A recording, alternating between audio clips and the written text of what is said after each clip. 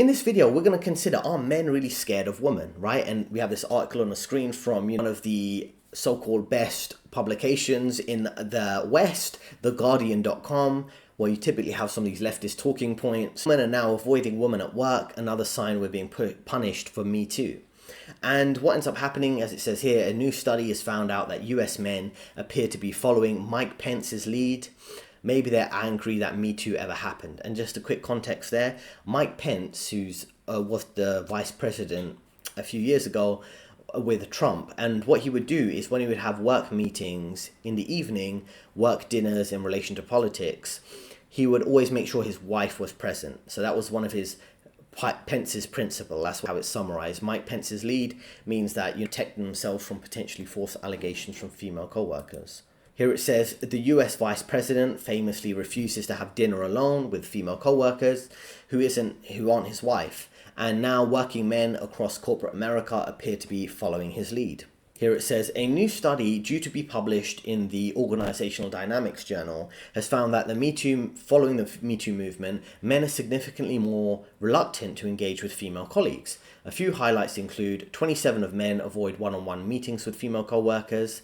Almost a third of men are not spending time alone with female co-workers. 21% of men said they'd be reluctant to hire a woman for a job that would require close interaction, such as business travel. And 19% of men would be reluctant to hire an attractive woman. So the thing is quite interesting how this is being reacted to, all these false allegations that men are dealing with. And it's an interesting little excerpt here. It says that it's not just men who are afraid of women, by the way. Women also appear to be increasingly wary of hiring women. The 2018 survey also found that more than 10% of women and men said they are expected to be less willing than before to hire attractive women because, of course, there could be risks of false accusations there. There's been a lot of talk about grey areas in Me Too, right? All this type of harassment business is they say, based on this leftist newspaper, all this harassment business is very difficult for men, we're told, because nobody knows what harassment is anymore. Men are afraid to even shake a woman's hand in case she thinks it's inappropriate. It's easier to avoid eye contact and things like that, right? So there's so many things in terms of what is a grey area, and that's true, there are grey areas in Me Too. I remember a female co-worker got promoted and everyone was hugging her. I gave her a hug, but I was also thinking, anyone can rewrite this a decade from now and say the hug was inappropriate. You never know what could be going on, right? And as it says here, most men know what sexual harassment is, and most women know what it is. This professor is saying, Professor at Houston, the idea that men don't know their behavior is bad and that women are making a big deal about it is untrue. If anything, women are more lenient in defining harassment. I don't buy that, right? Because this is a lot of gaslighting.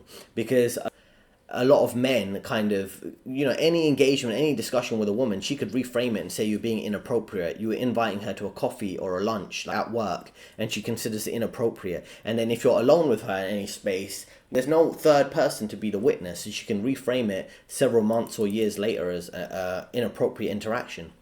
It says that, based on this completely biased professor, and we know universities, just like the rest of these institutions, are quite feminist and biased against men.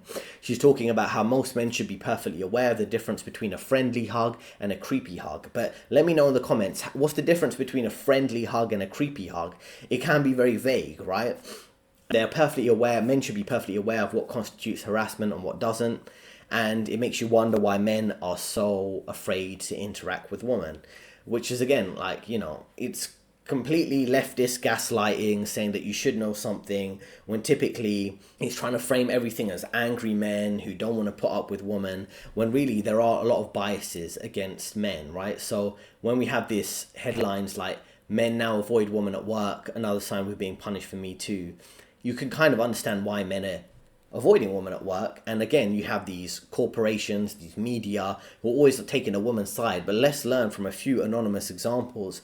I work in an all-female environment, and my manager is of course a black woman, and everybody knows why she hired me, since all the other employees are all Asian women. So this is a male employee in an all-female environment. At the beginning, she was flirting with me, but I subliminally rejected her, and now after a year, she's trying to get rid of me. Meanwhile, I got all the receipts to debunk her false accusations about my poor performance. since you got HR involved. Meanwhile, she copies and steals work from me and can't even do her own job properly as a manager. She's being a hypocrite.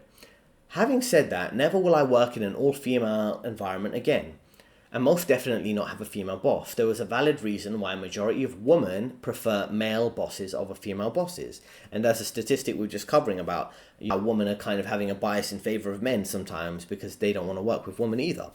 Now, what you have here is a case where if you are hired and you are not like the rest, in this case like a man hired in an all-female workplace, it probably could be to have some kind of requirement for diversity if things have become so dominated by women.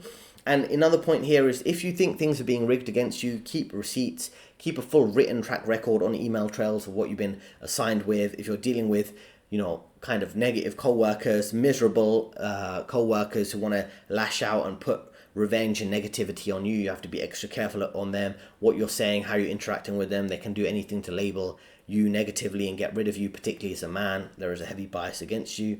And what's quite interesting here is he's talking about his manager not doing work properly, copying his work, stealing his work, being incompetent. And this is quite typical when you have people who are hired on the basis of diversity or equality for the sake of it. You might be the competent man or the competent person there, and then people are exploiting you. So be careful about protecting yourself, making sure other team members or senior management see your work as your work, and it's not just other co-workers getting credit for it. And sometimes people don't know the basics, but are positively perceived by management. Typically when there are hiring quotas, like I say, that might favor women over men, senior management might realize you might notice that senior management are quite favorable to female employees because there might be quotas to keep them hired and promoted, and you might be the one behind the scenes doing all the work. So make sure other people don't take credit for the work you're doing. Here we have another comment. I used to work in an office where a young 29-year-old beautiful queen bee and her friends were running the show, and they made my days hell. If you were not accepting of their power and authority in everything, you were bullied behind your back consistently. That means your reputation was ruined with lies, your words were twisted, your appearances criticized, and so on. So there's no place for you in the office if you're not subjugating yourself to this woman. And as soon as the company would have wanted to employ another beautiful or attractive woman with higher qualification experiences, these women who are currently at the company ganged up on her and did everything to boycott her.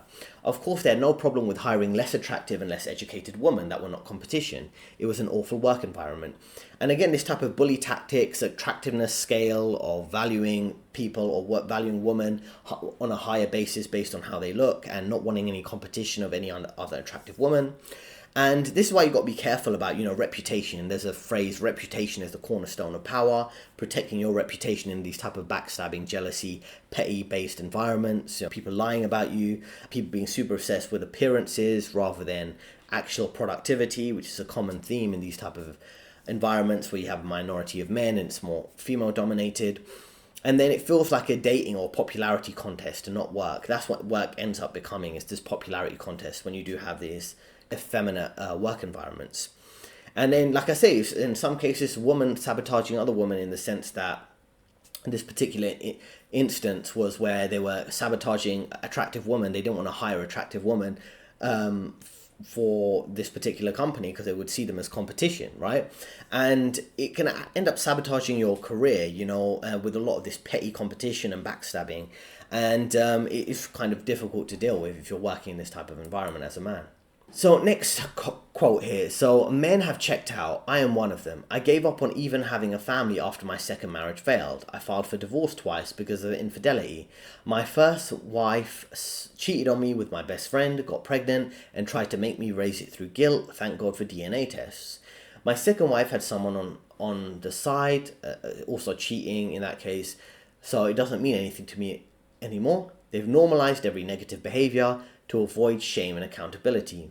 Nobody necessarily cares about men, and he's not feeling too good about his life right now, and he doesn't show up to like family holidays and things like that. So society caters to weak brain dead people like normies, right? So this is a perspective of another man. So the media, in that Guardian article I covered at the start, they're not really gonna interview a man like this or interview men to provide a balanced perspective. They're just going to interview those professors and the so-called experts who are going to blame everything on men again. without realizing, many men are checking out because of these biases, being caught up in not only unfair work environments, but also in his case, a failed second marriage. Men are getting burned out at work, in society, relationships, they're being divorced, things like that.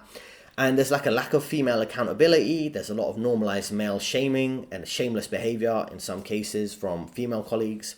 I remember female co-workers talking about cheating on their husbands or sleeping around at work, things like that. And, this is kind of a very important message, because you need to realize you're not alone. And if you're making strategic decisions to check out of society, this is kind of a common story, and you're kind of making smart decisions. I remember many people, normies, NPCs, boomers, female co-workers, they might see you as a social outcast if you're a man and you're not making the decision to get stuck in a dead-end marriage, dead-end mortgage type of situation where you play this typical 9-to-5 life.